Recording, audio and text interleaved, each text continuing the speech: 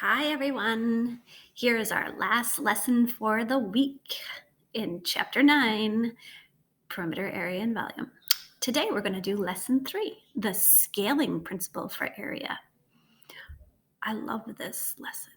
Unfortunately, I won't be able to go through this super fun warm-up, which explains where everything comes from. Kind of sad. I will have it filled out on my completed note sheet. So here are the basics for the scaling principle for area. If figures A and B are related by a scale factor of R. Now, it's super important to remember that scale factor, remember, is the new over the old. Remember, scale factor is no. Okay, so if they're related by a scale factor of R, then their respective areas are related by a factor of R squared. That's because area is in units squared. So we have to take the scale factor and square it in order for the areas to be related. Okay, if you think of the units, you'll always remember that the scaling principle for area is scale factor squared. So what we have is our area of our new image is equal to the area of our original times our scale factor. Whoops. This is really hard to do, people. Squared. Okay, so let's look at our first example. Here are two rectangles, A and B, and the area of A is 88. What is the area of B? Okay, so the new area is equal to the area of the original, which is 88, times the scale factor squared. Okay, well, the scale factor is just simply the ratio of the side lengths. So 30, because that's our new one, over 16, I can reduce that. That's 15/8. This is fun. So now my number that goes here is 15/8.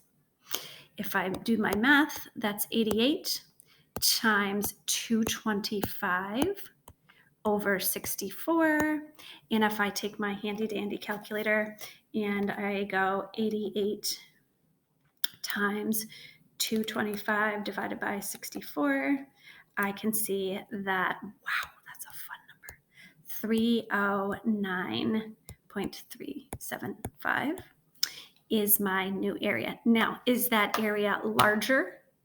Yes, it is. You can see that that made sense. That was fun. Okay, let's try another one. Should we try another one? Sure, why not? Let's be crazy. Okay, so let's go way back here and look at number 3. Ooh, look at that notation. We haven't done it in a while. That's a dilation around point A, or centered at A, of 4. Dilation of 4. Triangle ABC becomes triangle A prime. Oh dear, B prime, C prime. There's a typo there. If the area of triangle ABC, which is our original, is 10, find the area of the prime one. So original is 10, and our scale factor was 4. But remember what we have to do with that 4? We have to actually do what to it? We have to square it. So now this becomes 10 times 16, or our final answer for that is 160. Okay, that was fun. Now, the other thing on here is stretching areas. Like maybe we have a square and we're going to stretch it 3 units horizontally and then stretch it or 5 units vertically. Okay, this is called a stretch.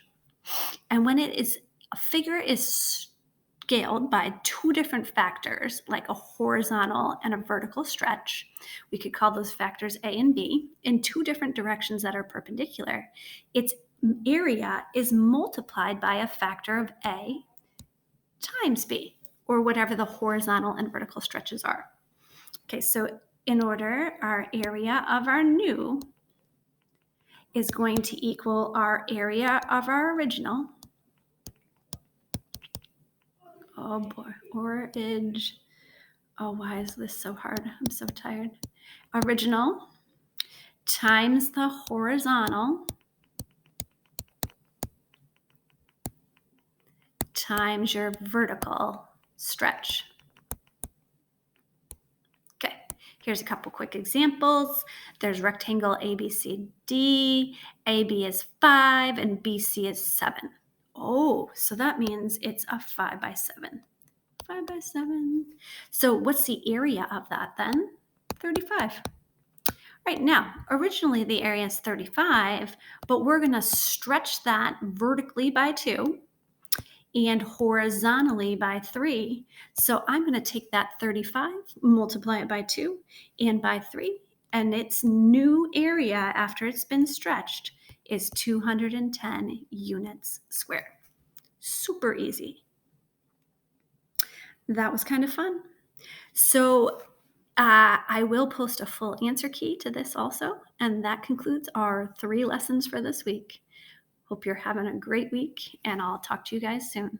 Bye. Bye. Maybe not, because I can't figure this out. Oh, there we go, finally.